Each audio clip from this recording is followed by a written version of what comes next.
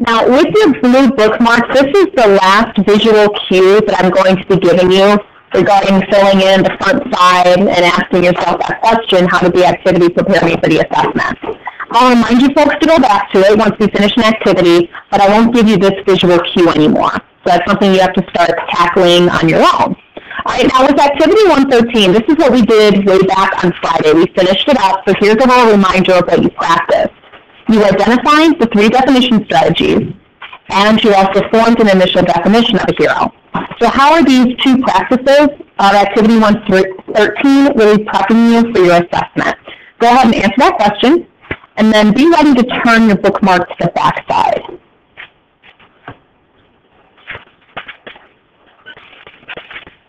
Okay, now the back side of your bookmark, if you take a look at the class bookmark, that purple bulletin board, I've got listed that activity 113 had you practice 6 out of the 9 concepts that your definition essay will be graded on. So you can either take a quick look back here where I'm standing. I'm also going to go ahead and read them aloud to you. So if you can't see from far away, just tune in. All right, activity 113 has you practice the first 3 concepts. So it has you look at the strategies of definition. It has you see an example of a clear thesis, and you actually produce details and evidence to prove a point of what defined a certain topic that you were given. Okay, 113 also had you practice concepts 5 and 6. So you looked at ideas to support a paragraph, you created that, and you were also working with the topic sentence. Last but not least, 113 had you practice concept 8 of making sure to use proper diction. And once you've got that jazz all set and done, go ahead and open up your Springboard to page 67. And that blue bookmark you can kind of set to the side. We're probably not going to touch that again today.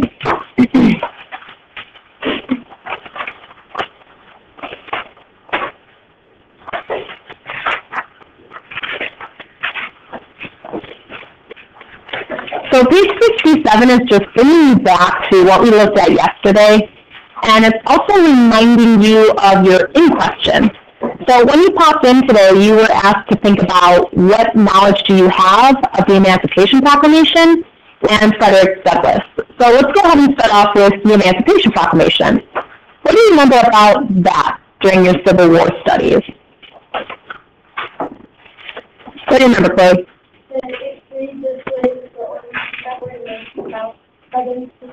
Okay, so the Emancipation Proclamation, it freed a set number of slaves that were only designated in the Confederacy at the time.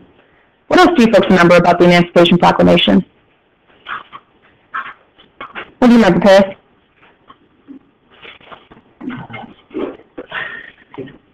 How about who wrote it? Now I got more hands going with this one. Who wrote it, Nicholas? Abraham Lincoln. Very good. Abraham Lincoln did. All right, so now I'm going to move on to this man's named Frederick Douglass. I'm not sure if many of you know who this individual is or not. Someone have an idea? What do you think, Annalise? Okay, Frederick Douglass was an escaped slave. Any other info? Michael? He was an abolitionist. He was fighting for the ending of slavery. He was also fighting for black rights. Now, Frederick Douglass, a few more points that I would suggest you write down as notes for yourself. He was born a slave, and he escaped his given plantation or home to become a free man. Once he escaped, he became a self-educated black man. He learned to read. He learned to write. And one of the ways he did that was he attended meetings, abolitionist meetings. And after sitting in on a few, he became inspired to make a change in the world that he saw. What I'm going to have you do is go ahead and fast forward to page 71. And page 71 is where you're going to find this autobiography of Frederick Douglass. Okay, now it extends from page 71 to page 72. Okay, it's not too terribly long, but it'll take a little chunk of time. Now what I'm going to go ahead and ask you to do, just like yesterday, I'm going to have you partner up with someone. I want you to read through this autobiography, so what Frederick Douglass was speaking about in his life, And I want you to answer as many of the key idea and detail questions as you can. Now, I'm going to give you no more than 6 minutes. Then I'll bring you back, and I'll show you some important stuff that I want you to copy. Right, go ahead and do that.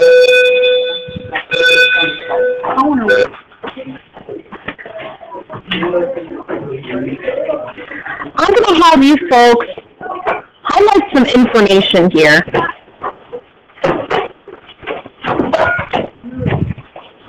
And what I'm going to be asking you to highlight is some evidence that's showing heroism that Frederick Douglass was expressing. So now, if you didn't answer all the key idea and detail questions, that's totally fine. It was only if you had the time. All right? So we're going to go one paragraph at a time, and you're going to see popping up on the screen items that I want you to highlight. Okay? So within the first body paragraph, I want you to go ahead and highlight what appeared on the screen. Douglass makes this statement: I remained firm and I left my chains. Okay, now Douglass did escape his captors. He escaped his supposed home so that he could become a free man. Now you have to consider, at this time, slaves were property, and if property was lost or property was stolen, owners got very upset. Now, unfortunately, if a slave ran away and if they were caught, there would be severe consequences. Some could be as terrible as actual death. Even though Douglass knew this, he makes this statement: I remained firm. I'm not scared. I'm doing what I have to do because I know it's right for me. Now that's a heroic quality, not backing down, sticking with what you believe in. All right, now the second body paragraph, it's still on page 71. Here's what I want you to highlight from this paragraph. I was again seized with a feeling of great insecurity and loneliness. Heroes aren't always positive in connotation. There are sometimes some negatives that happen in their life. Being insecure, what does that mean? Someone says, I'm insecure about this. What does that mean, Joy? You're not sure of yourself. Thank you, Jordan. You're not sure of yourself. What else? Please. Like you're in doubt. Okay, having self-doubt, feeling in doubt. So a hero can have this, and of course, Douglass did. I mean, he's risking his life. He's risking his neck for this. And it also said at a time he was lonely. He was by himself. He wasn't traveling with anyone. He was embarking on this journey alone, and heroes sometimes need to do that. All right, now in paragraph 3 and 4, I'll just go ahead and have everything highlighted and ready for you. In paragraph 3, Douglass talks about attending his very first abolitionist movement, or I should say meeting, and he said, my soul was set all on fire. He was inspired by what he heard. He was inspired by what he read. And many heroes have an inspirational moment, kind of like their call to adventure, where they feel that they have to do something. All right, and in the fourth paragraph, he said, I felt strongly moved to speak, and I've been engaged in pleading the cause. Not only was he inspired, he was motivated to go ahead with a task or with a journey, and he continued with it. He didn't stop. So these are all qualities of a hero that Frederick Douglass was telling us within his own autobiography. Now what I'm going to have you do is go ahead and flip backwards to page 70, and that's where you're going to find our poem. Go ahead and set up those 2 key idea and details like you see on the screen. These are actually the 4th and the 5th of the entire activity, so don't feel like you're writing the incorrect number. So you did answer the first 3 yesterday.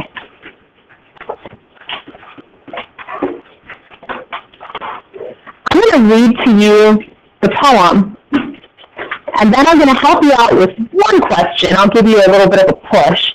And the other question you're going to be taking all on your own.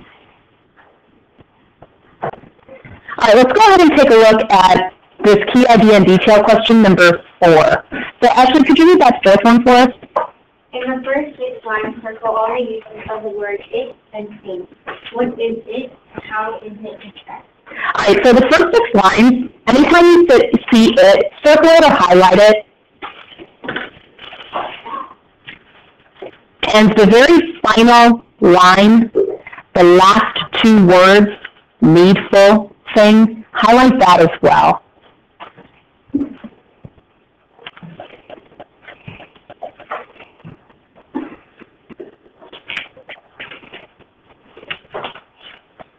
We're just making this it stand out.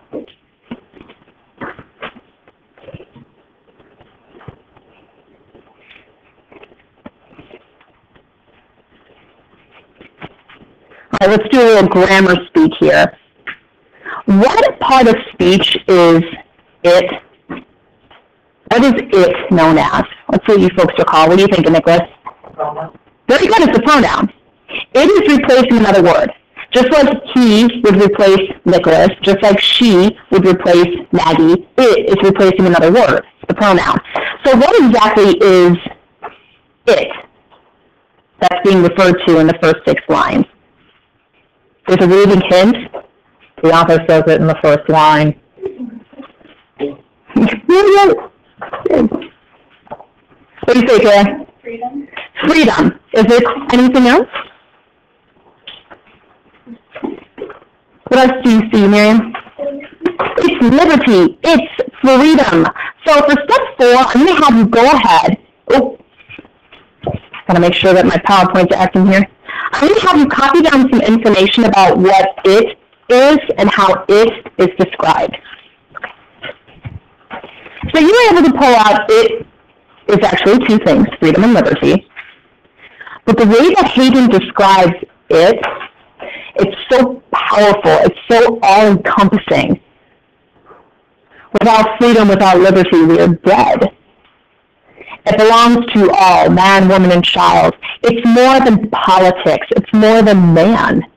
It's needful. It's instinct. It's a birthright.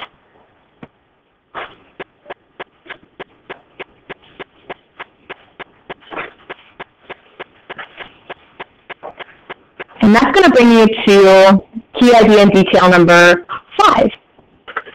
So, Owen, could you read the 5th key idea and detail question for us? How is the cause of both drinking and negative pertaining to the All right, now what we read yesterday, Lincoln fought for 2 important causes. What was one of them? What was one cause he fought for, Joshua? Okay, preserve the Union, keep it safe, keep it united. What was the other cause? One that most people are like, yep, synonymously with Lincoln. Really? What about it? Okay, he wanted to abolish it. He wanted to fight for freedom. Yeah, he wanted to fight for freedom. So both of these men came from 2 completely different worlds. One is a white man in a white man's country.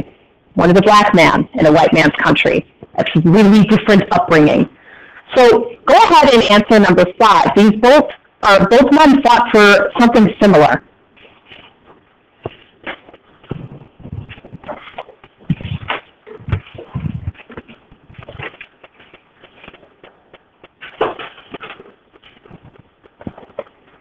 And when you're ready, you can go ahead and pull out your pink TPCast quiz worksheet from yesterday.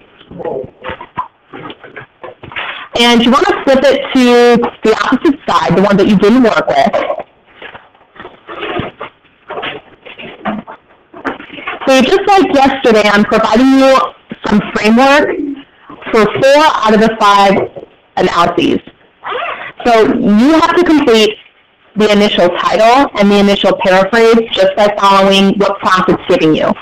But connotation, attitude, shift, and the secondary title, that one is all you. That one I'm giving you a little bit of help with in terms of framework. I'm going to give you some time to work on your analysis of Frederick Douglass by yourself. And after some time has passed, I'll go ahead and allow you to match up with a partner, see, think, do all that good stuff. All right, folks, good luck.